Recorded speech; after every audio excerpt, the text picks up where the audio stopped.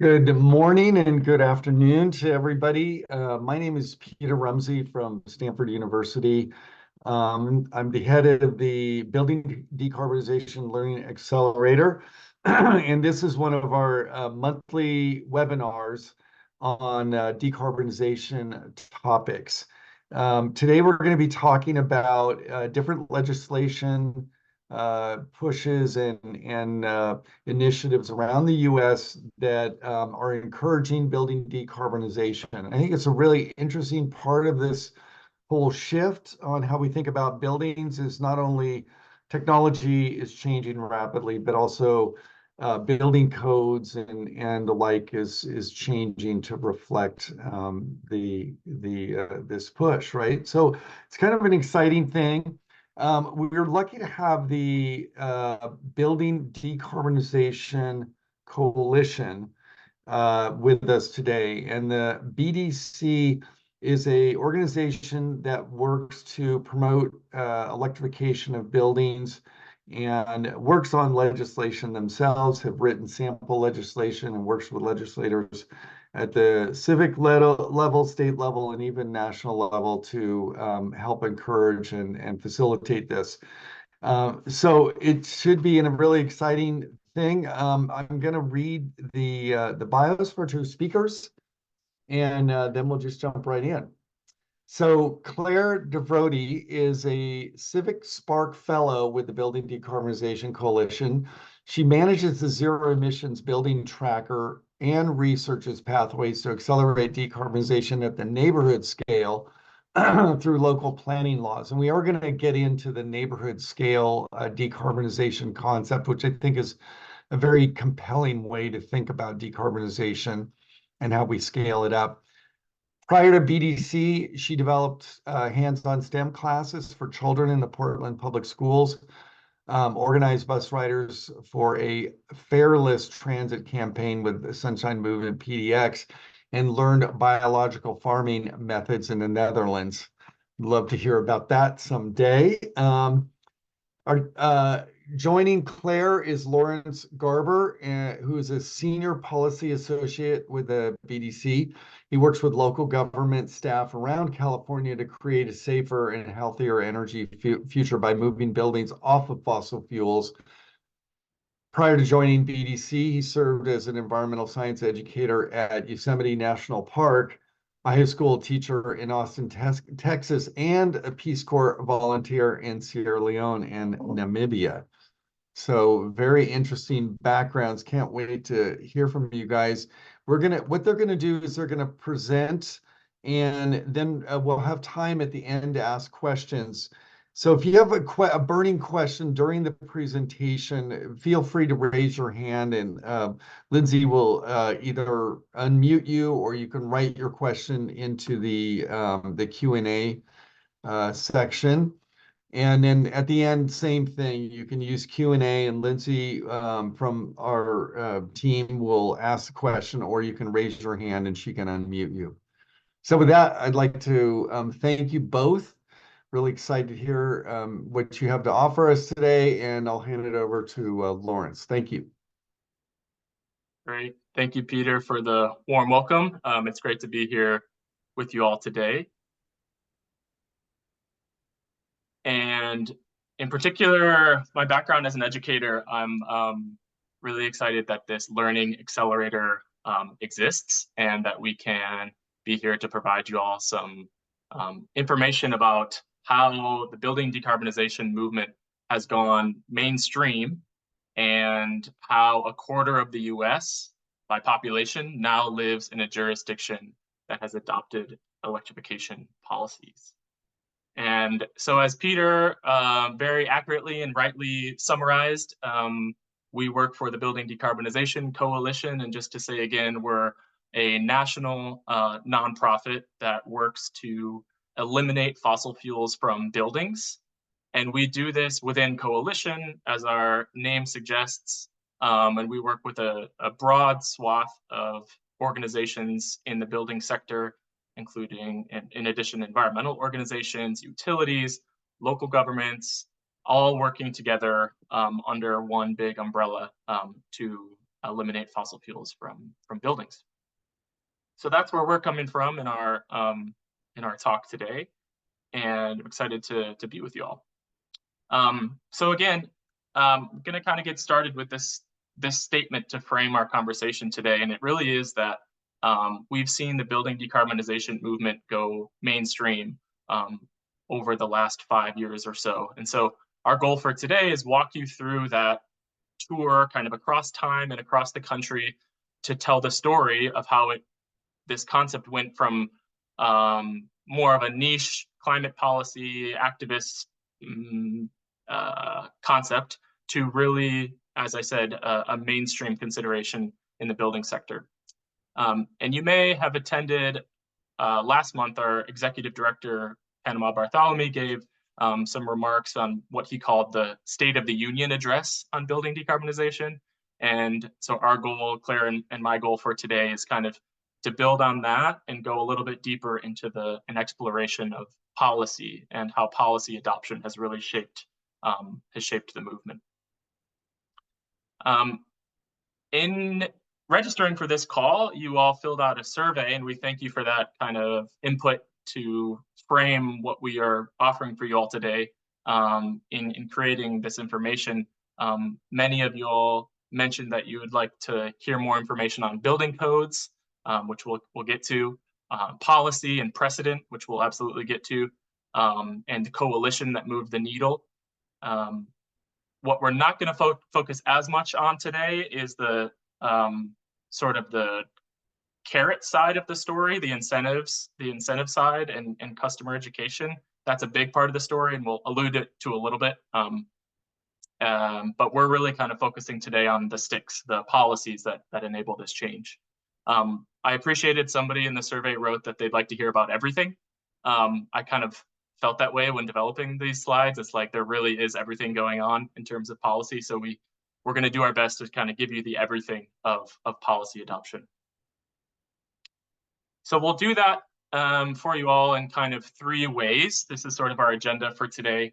As I've mentioned, we're going to walk you through some trends that we've seen across the country in terms of policy adoption.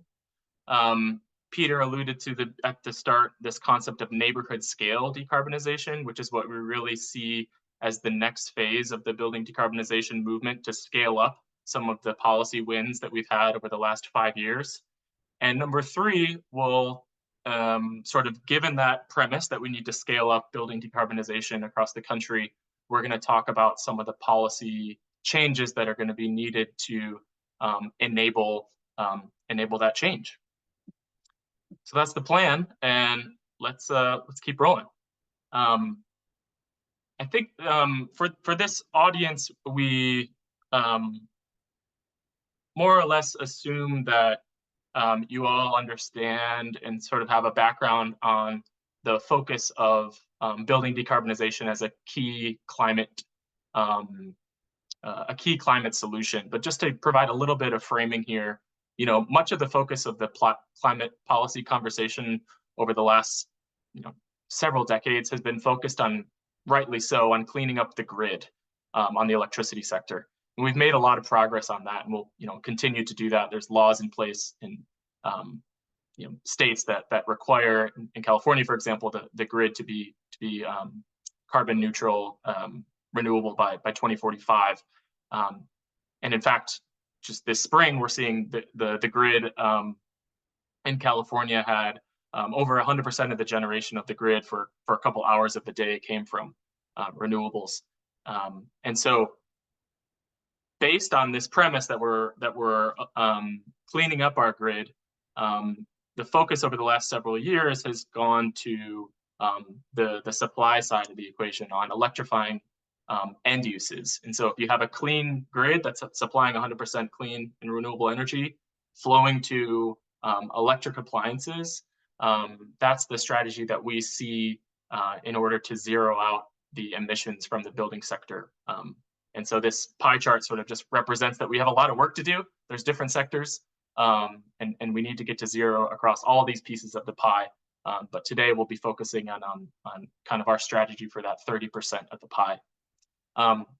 Another aspect that I want to mention in terms of why focusing on building decarbonization is, of course, the some of the health considerations, where we've seen in recent research that burning gas in homes releases nitrogen dioxide, carbon monoxide, and other carcinogens. We won't focus as much on that today, but wanted to plug next month the webinar that this group is hosting with some experts in the field there. So great opportunity to learn more about that topic next month. So at BDC, we track the policies across the country that have been adopted to encourage building decarbonization. And very specifically, we track policies here on this map. What you're seeing right now is policies that address fuel types, so switching from natural gas to electric, and also building emissions. So that's what's on the screen here. We're talking about building codes that require or encourage all electric new construction. We're talking about building performance standards for existing buildings that set up requirements over time for existing buildings to phase down their use of energy, and some of them natural gas, specifically those that are set up as building emission standards. And also we track appliance standards, those regulations that at the time of sale can be set up to require zero emission appliances. So heat pumps for space and water heating, essentially.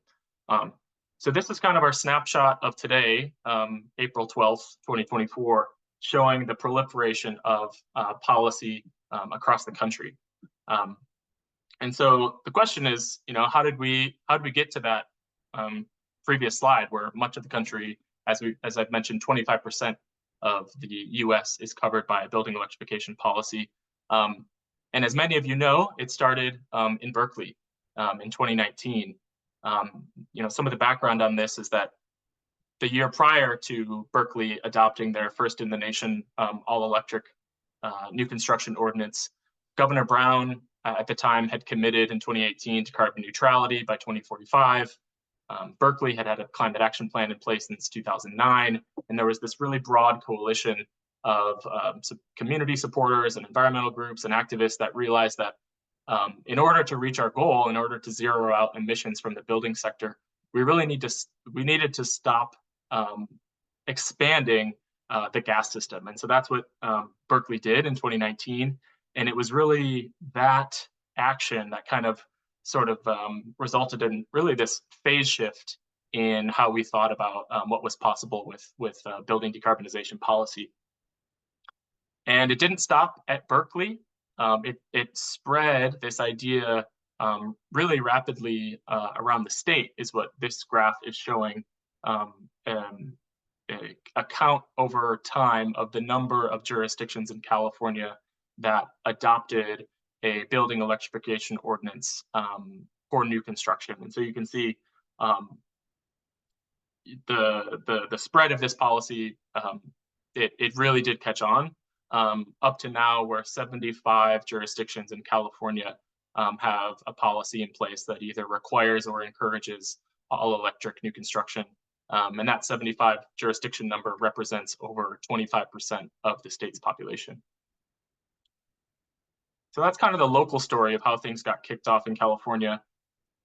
In parallel with that, and at the same time, the state of California recognized that building decarbonization was the most effective strategy towards reaching our climate goals of climate neutrality by 2045. And the first place where we saw some really significant action, or California's done a lot, but we'll start with the 2022 Energy Code, for example, is where we saw for the first time that heat pumps were set as the standard for either space or water heating in new construction through the Energy Code. So that was kind of one big step after Berkeley. And then we're seeing a lot of action, as I mentioned, in the appliance standards realm. And the agencies in California that are considering setting zero emission appliance standards include the California Air Resources Board, which has adopted plans to phase out the sale of, or rather to require that zero emission appliances be sold across the state around the 2030 timeline. And there's plans to, to phase that in. The Bay Area Air Quality Management District adopted a policy last year where that is now the policy in place, and that's adopted in the Bay Area. That will be a phased approach towards requiring zero emission water heaters and space heating be sold in the Bay Area. And the South Coast Air Quality Management District is undergoing rulemaking right now along the same lines. And then in the background of all of this, you have the governor putting out goals to encourage kind of all the sort of government entities in the state to support heat pump adoption by putting out this call to action for 6 million heat pumps installed in California by 2030. And then of course, I mentioned Berkeley, and the story continues with the city. You may have heard that Berkeley, just in the last couple of weeks, had stopped enforcing its electrification ordinance because it had been sued by the California Restaurant Association, and the US Ninth Circuit Court of Appeals ruled against Berkeley, which is a disappointing result. But the key message as a result of this lawsuit is really that there's a number of policy pathways that are still on the table for local and state governments to adopt going forward. And as you'll see, the building electrification trend has spread, is not just happening in California, but is spread and proliferated across the country.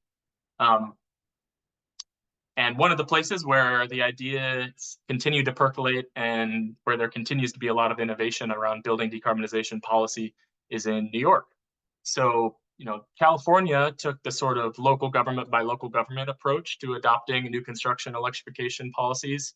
New York saw that as a state, and they said, we're going to actually adopt that in state legislation instead of going the local by local approach. And so in 2023, the state adopted the All Electric Buildings Act, which made New York the first state to legislatively commit to fully decarbonized all new buildings.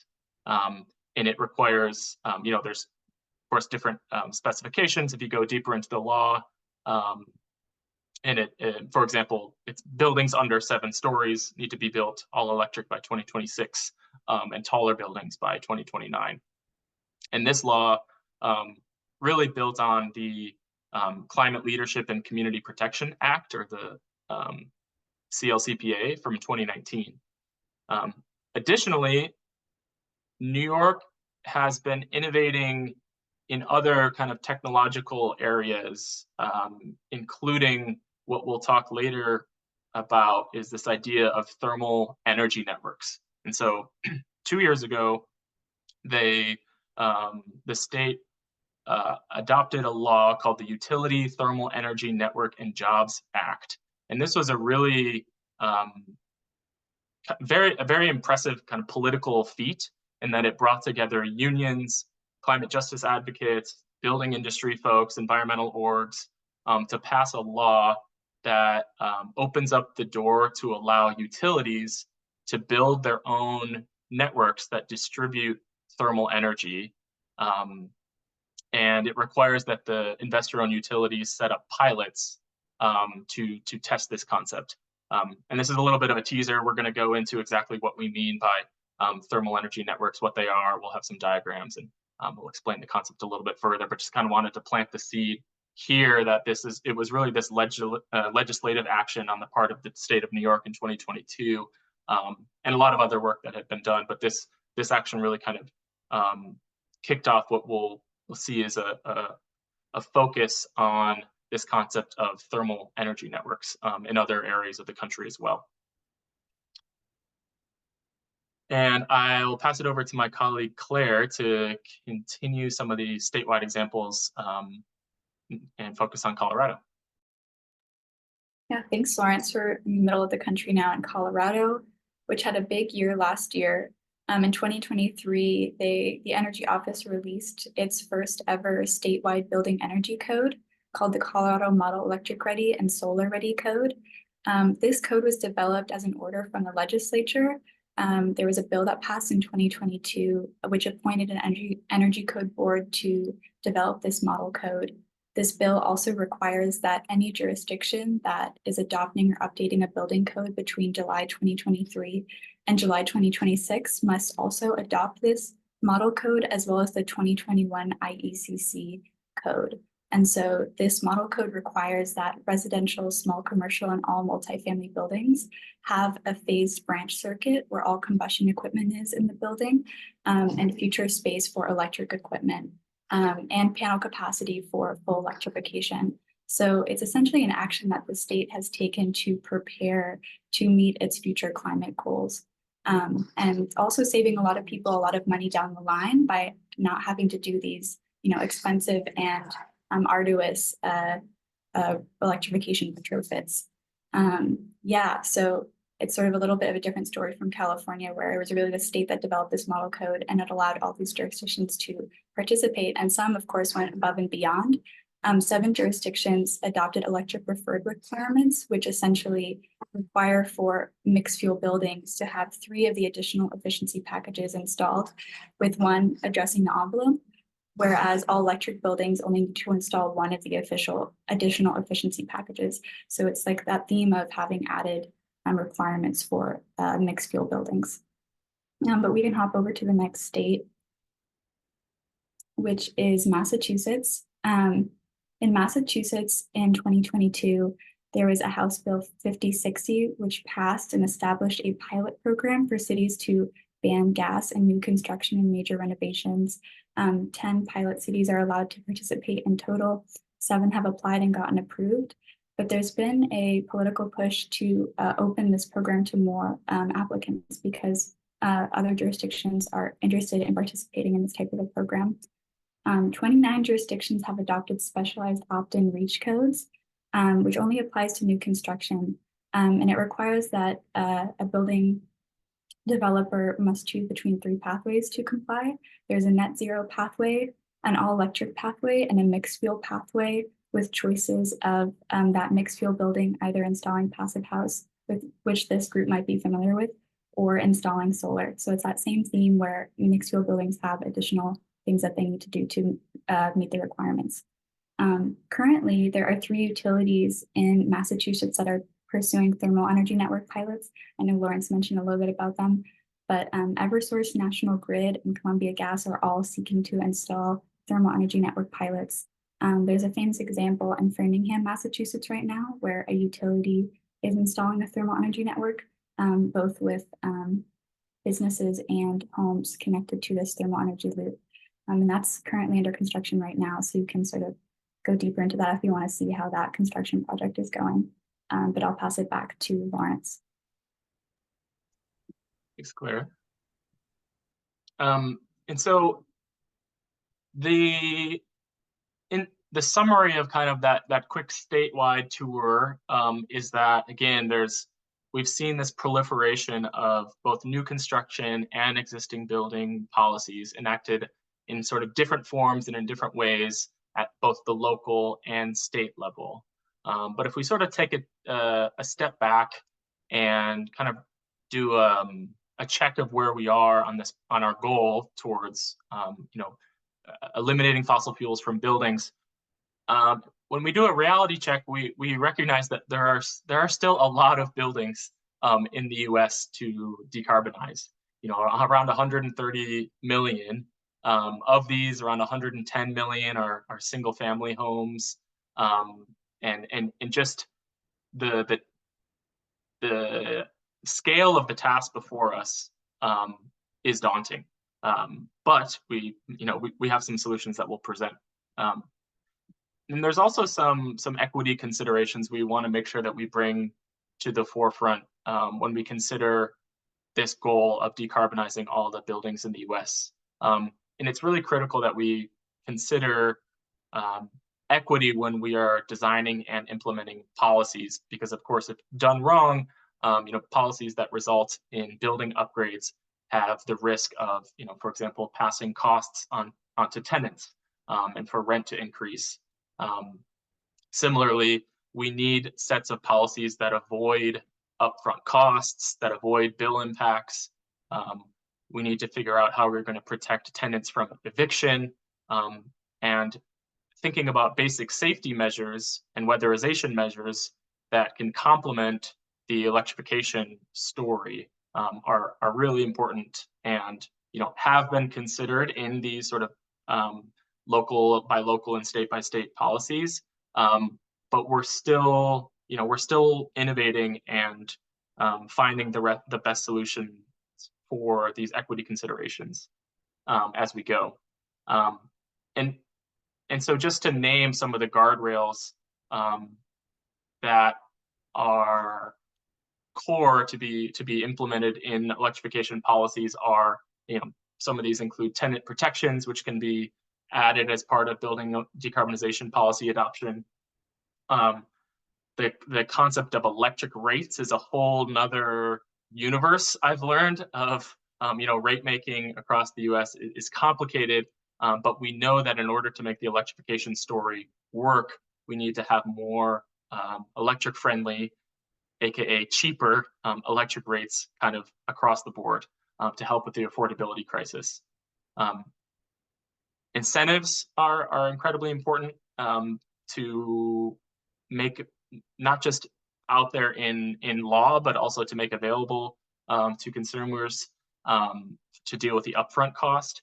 And there's also solutions when we think about ongoing costs of using electric appliances. There's some solutions out there, including tariffed on-bill financing, to reduce the energy burden risk. So I put these out there just to name some of the challenges and some of the opportunities when we are adopting policy on building electrification, but also to kind of maybe even complicate more the challenge that we have before us in order to set up what we're thinking about as a solution to some of these challenges. So our current approach to decarbonizing buildings involves a lot of decision makers.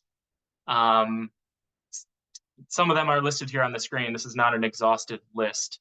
And when we think about our current appliance by appliance, house by house approach, this is really kind of an unmanaged, uncoordinated approach. Lots of people have been doing lots of work to make that not so, but sort of if we take a realistic picture of where we are right now, it's tough for even one home to piece together all of these pieces, to decarbonize a home. And with every decision, there's lots of decision makers, thousands of possible pain points, and then we multiply that by the 130 million buildings that I had referenced before. You get a pretty tough problem that we have before us. But what we see as an opportunity to bring these actors together and to set up a framework for a managed transition that offers a clear path forward for fossil fuel workers, that doesn't perpetuate inequity, and that is coordinated across these actors. We're starting to, or we've put out a white paper on this topic, which we're calling neighborhood scale decarbonization. And so what we need is a coordinated and managed strategy to transition off of the gas system. And the problem isn't necessarily that there are a lot of those pieces, it's that there isn't a strategy that unites all the pieces in order to manage a transition, again, off of the gas system and onto clean energy infrastructure. So what we're calling neighborhood scale decarbonization is a strategy for transitioning entire communities to decarbonized energy sources and electric appliances, with the end goal, as I said, of managing the transition off of the gas system. And so it's intended to complement and not replace the existing appliance by appliance approach to building decarbonization. And we see lots of benefits to this approach. We can accelerate the climate and health benefits of building decarbonization. It can, if done right, it can center communities in the transition. And because of the community scale approach, and because it requires a central organizing entity, there's an opportunity to build in equity to the structure of the process by, for example, prioritizing environmental justice communities in the outreach in order to create the plans for this to move forward. So in a moment, we'll get into the details of what we are really talking about, but this is the framework that we're putting forth to really scale up the innovation that we've seen over the last 5 years in the policy sphere and kind of enter this new phase of building decarbonization. And so I'll pass it over to Claire to talk about some of the regulatory changes that we see need to be put in place in order to enable this neighborhood scale approach. Awesome, thanks, Lawrence. When we were preparing this presentation, we were joking that hot regulatory topics was kind of an oxymoron, so I'll try to keep this light. But these are really exciting developments, though, in the regulatory space. So from the top, a future of gas proceeding is how a regulatory commission determines its long-term plans for the gas system. And so to reiterate what Panama said in his presentation, you can't install a pipe with an 80-year lifespan if you have these carbon neutrality targets to meet in 20 years. So you really need to make sure that those proceedings are thinking about what kind of goals the states have, what kind of climate goals that they have. Line extension allowances are subsidies for extension of the gas system, which are paid for by ratepayers. So they come out of our pockets. In the gas proceeding going on in California, the CPUC stated that removing line extension allowances, eliminating them would save ratepayers $164 million. And so getting rid of them is a really important way that we don't dig this hole any deeper than we've already dug it. The obligation to serve is a statute that requires utilities to provide service to any customer in its service territory that's willing to pay its rates. And it's sort of been interpreted as sort of an obligation to provide natural gas. And so there's 4 states that through their legislature are trying to revise this obligation to serve language to sort of contend with this question of, can a gas utility, provide electricity or provide thermal energy rather than gas, as we try and enter this fossil-free fuel, free fossil fuel era where we're getting off of fossil fuels altogether. Another solution is clean heat standards, which sort of target reducing emissions that are coming as particularly from heating buildings. There are 4 states that have clean heat standards. Integrated gas and electric planning, if we thought about these systems together, could save ratepayers a lot of money. I think Lawrence already mentioned about rate reform, which is a really important part of building decarb, because we want to make sure that people who take the step and electrify their homes are not punished with these really soaring energy bills. That would be bad. So there's different proposals sort of around the country for how we're going to address this. There's a proposal that's active in California right now called, it's calling for an income graduated fixed charge, where fixed charges associated with maintaining the electric grid are moved into a flat line item on our energy bills. And those are graduated or sort of sparsed by income. So if you make less income, you don't have to pay as much of those fixed charges. So there's different approaches to sort of trying to solve the rate reform issue. But one neighborhood scale solution that BDC, that we've been mentioning in this presentation and that BDC is really excited about, are thermal energy networks. If you want to go to the next slide. So they're a neighborhood scale solution that sort of allow whole communities to transition away from fossil fuels together. Lawrence already said it really well. This building by building approach will leave people behind, where people who can afford to electrify their homes will, and will leave these vulnerable communities like renters, like low moderate income people, stuck on the gas system. So there'll be a shrinking number of people to pay for this large and crumbling gas system. And so thermal energy networks are a way that we can have a whole community transition by installing a thermal energy loop, which is a loop of ambient water that connects buildings in a neighborhood and allows them to share heat, which is really cool. So buildings that have excess heat, like a data center, can shed that heat into the thermal loop, and buildings that need that heat can absorb it. And so as you can imagine, it's really efficient because that neighborhood is canceling out those thermal loads. These thermal energy networks are powered by ground source heat pumps, which are twice as efficient as air source heat pumps. And these heat pumps are powered by electricity. So you're reducing a lot of emissions right there if you have a clean grid. So yeah, I think that you guys might be familiar with thermal energy networks because Stanford University actually has one. It's called a central energy facility, but it's that same concept where buildings are sharing heat with one another. Another thing that Lawrence touched on a bit is that thermal energy networks have the ability to really guide us to a clean workforce transition and provide an alternative business model for gas utilities. As you know, gas utilities are really familiar installing pipe in the ground, and that's exactly what this technology calls for. And so you could see how that was really effective in New York for getting bills like the Utensha bill passed, working together with labor and how we can get through this energy transition. Yeah, but that is not the only, or actually, if we could go to the next slide, I think we touch on legislation. Yeah, okay, awesome. So this is a little map showing where thermal energy network enabling legislation has been passed or filed or considered. And this is such a fast moving and exciting policy space that there's actually, this map is a little bit out of date.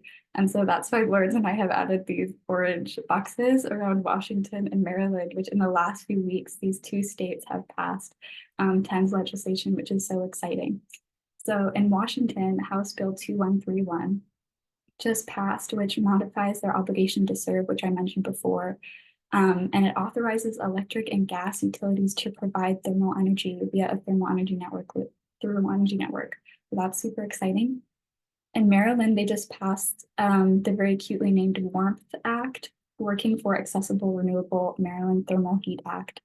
And this act requires that gas companies serving at least 75,000 customers in their distribution territories, that they develop a plan for a thermal energy network pilot before October of this year. So as you can see, it's a really active and exciting policy space for TENS. But TENS is not the only solution that we have in terms of neighborhood scale. The electric network might be a more popular option here in California. We don't see such large fluctuations in seasonal temperatures. It's essentially electrifying buildings, but in a systematic way where we're in coordination with the gas system. So essentially where there is a terminal gas line that's at the end of its life, you retire or decommission that pipe and electrify that block. So rather than replacing the gas system, you retire it. And this is, there are utilities in California looking into this, particularly PG&E is looking at pilots to do this. This approach is also called zonal electrification or targeted electrification. So if you want to do more digging into this cool neighborhood scale approach, you might want to include those titles as well for it. But yeah, that wraps up my remarks on electric network, and I'll let Lawrence wrap us up.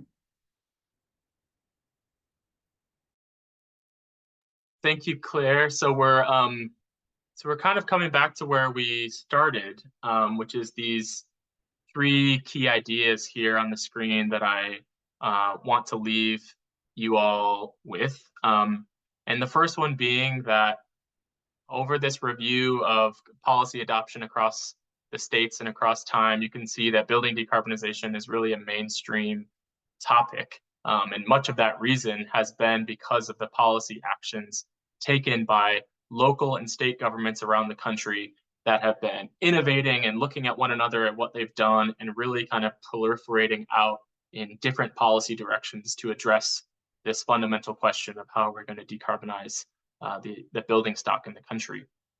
And the other key point I want to leave you with is that as this movement has matured, we've really kind of entered this new phase a phase in which we're thinking about strategies to decommission the gas system in a phased, planned, and equitable way, and in a strategy that we're calling neighborhood scale decarbonization.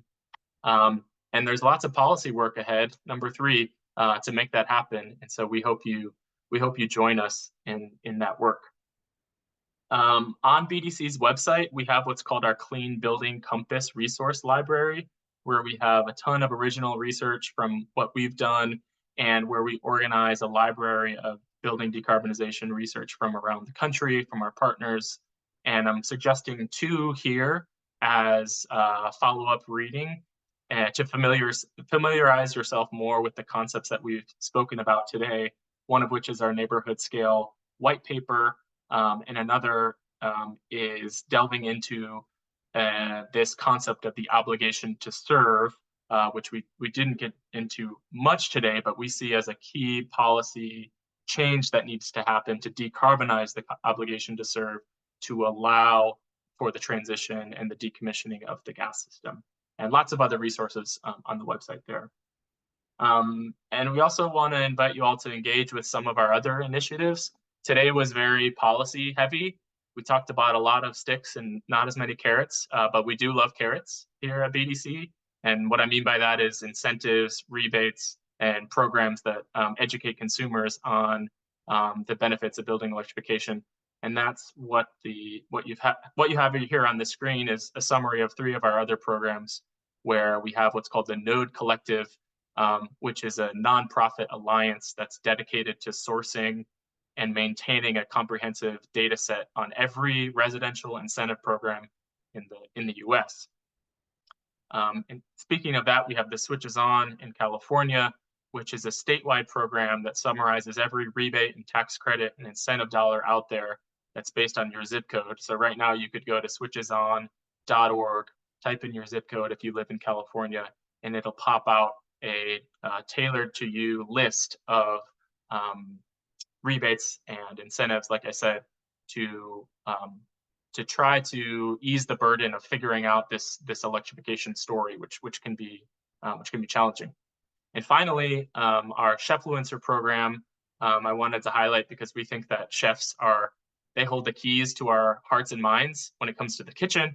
And of course, they have a big influence on a shift to a fossil-free future. And so we have a program where we train chefs not just to cook on induction, but also to go out there into the world and speak about the benefits of induction cooking and electric cooking to their audience. And so that's another program that you can check out. And with that, I want to thank you all very much for your attention and switch it over to Q&A. So we'd like to welcome you to ask questions, but if you'd like to raise your hand, I can ask you to unmute, or you can put the question into the Q&A box. And just to add to that, there was a comment about the diagram you showed to add energy recovery ventilation. Yeah, my guess is maybe that's on the thermal energy network. Let me see, I'm trying to go back. My guess is that it was this diagram that you were referring to, Melissa. And we'll note your feedback. Thank you. And then, yes, I will email you next week about the recording.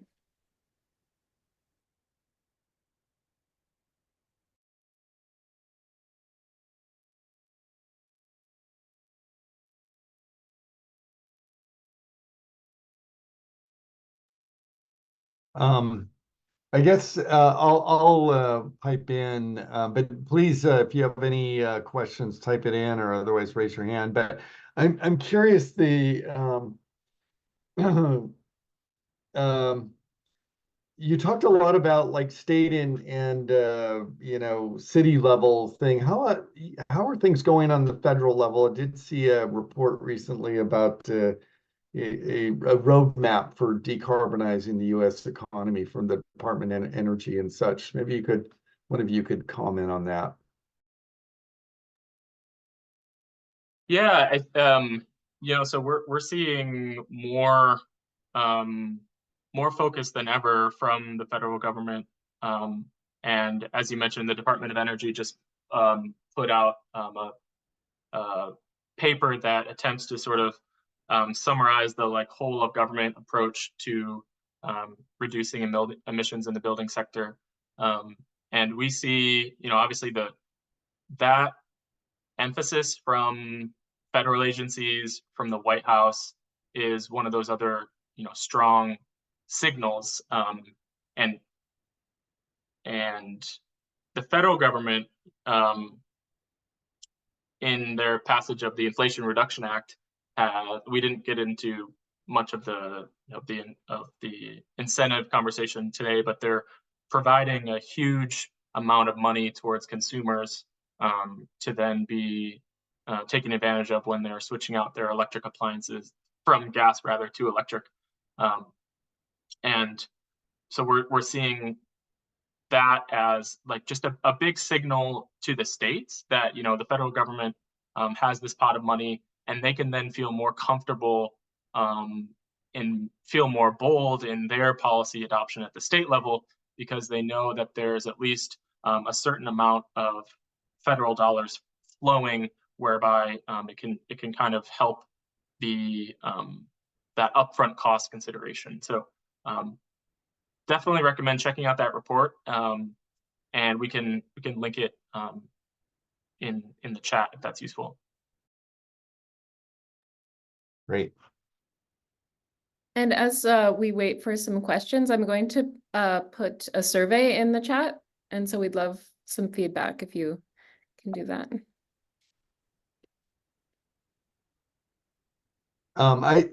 Barbara asked the question, could Claire say something about the mention of agricultural project in Netherlands?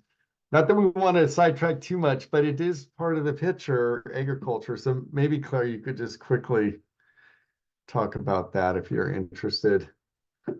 I'll say a little thing. Imagine if I came with some sort of master plan of how agriculture ties into building decarb, and just no, I actually have know nothing about that intersection, but I'm sure it's there. Yeah, I was learning farming methods in rural Netherlands, and what Netherlands is a big center for biologic farming, because it's a big in the farming world in general, because it's so flat, so you can farm anywhere, and it has really extreme temperatures, so that all that the really cold winter kills a lot of fungus naturally.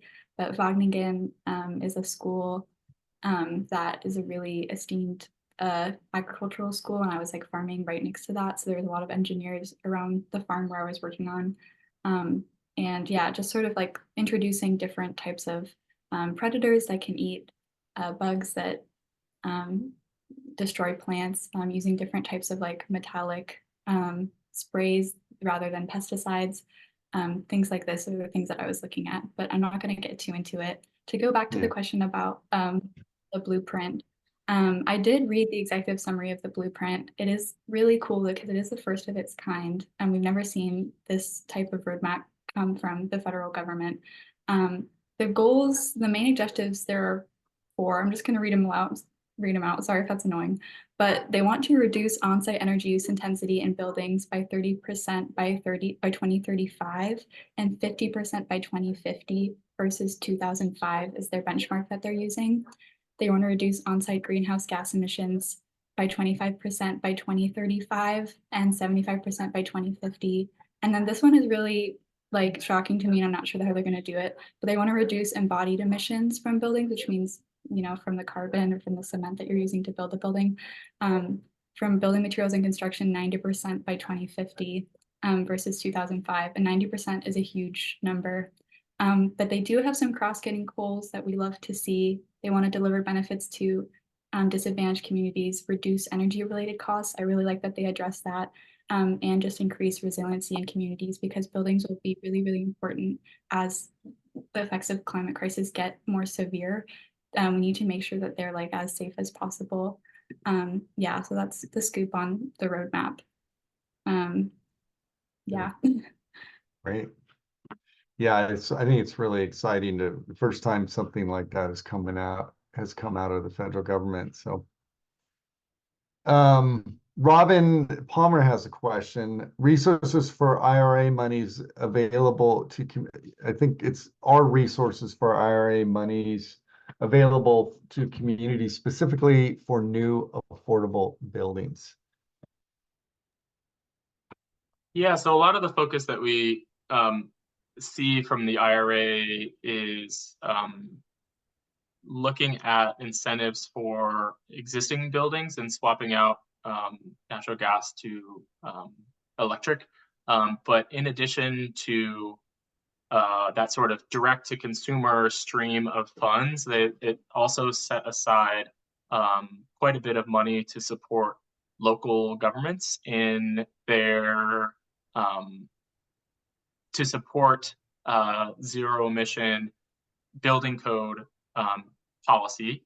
And so that stream of money is out the door, and it's starting to be delivered to local governments. So there's that avenue and connection there whereby a local government can then have the resources they need to adopt zero emission building policy, which would have an impact on that jurisdiction's ability to build zero emission and affordable buildings across the board.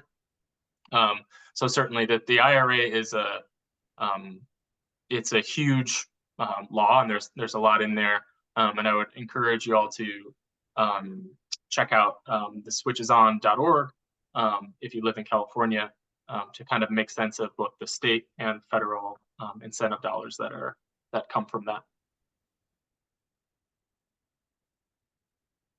So let me ask one more question. We have time for one or two questions. I guess when you're out talking to legislators and people who work with legislators about new legislation, what is the reception? Like, what's going on behind the curtain here? Are legislators very, interested in what you guys have to say, or are they keeping you at arm's distance, or, what are you seeing? Yeah, certainly. I mean, in particular, I can speak most directly to the picture in California, and I don't. And my role is more focused on local government policy, but being on our California policy team, I've really seen the exponential increase in interest on this topic. In particular, BDC is sponsoring a bill called SB 1221. That's the Affordable Energy Transition and Workforce Protection Act from Senator Min. And there's a number of other bills. We track building decarbonization legislation in California on our website through our monthly and free California policy calls. I can get a link out to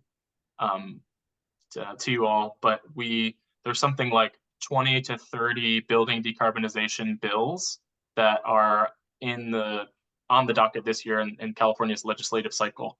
And that represents a big increase from, if you just look at 5 years ago, we saw almost nothing in terms of building decarbonization legislation, and now you see, like upwards of 30.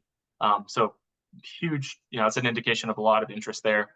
I'll also say this year in the California legislative cycle, there's a really big interest on making rates more affordable. So the intersection between, okay, if we're talking about moving our buildings onto the electric sector for all of our energy needs, we really need to figure out the rate reform question and to drive down the cost of electricity, in particular in California. So that's right where we see the conversation this year, is around rate reform and how that complements the building electrification that we need, and that the state has said is the strategy towards getting to zero in the building sector in California. So big increase. One other question: are students involved in helping to promote the legislation or lobby, or are you seeing anything like that? Students getting involved with this? Yeah. Mm-hmm. Yeah, certainly. I mean, we see it through Sunrise. We see it through lots of the the to sort of organize environmental groups. But I've also, I've attended, I was going to say hundreds. It's probably not hundreds plural, but like maybe 100 city council meetings over the last several years. And 9 times out of 10, there are middle school representatives, there's high school representatives that come up to speak in public comment on these building electrification bills. I attended the Bay Area Air Quality Management District's adoption hearing back in March of 2023, and there was a middle school class from Oakland that came to the hearing in person, and each one of the middle school students lined up and talked about the importance of the climate crisis and addressing the climate crisis. And also, I'll say the intersection between public health and buildings, right? If you're a young person with asthma, that's going to be your really close connection to this issue versus this sort of abstract conversation about a water heater, which, let's be honest, is not the sexiest topic, but where we do see, that strong sort of real visceral reaction to building decarbonization solutions is around the question of protecting public health. And yeah, I don't know if Claire, if you have any thoughts too on the student involvement. Yeah, definitely hearing on the local government side how much easier it is to pass like green building policies when there's like a team of young people at your city council making a big splash. And so I definitely think that local governments find it a lot easier to pass these policies that sometimes do have opposition when there are a bunch of young people behind it. To answer Robin's question really quickly about affordable housing, there is in New York, I forget what body it is in New York, but it's a public body that's similar to HUD or the housing department here in California, but they require that if you want to build affordable housing, if you want to get funding to build affordable housing, it has to be all electric. And so there are sort of systems at the state level that tie into affordable housing. I can find a link to that. 1 second, I'll put it in the chat. And I also understand that HUD has some affordable housing programs relating to electrification and decarbonization. Okay, well, I think it's time to wrap up. We're at the top of the hour. I want to thank everybody for coming. Our next webinar is on, I believe, May 2nd. Is that correct, Lindsay? Yes.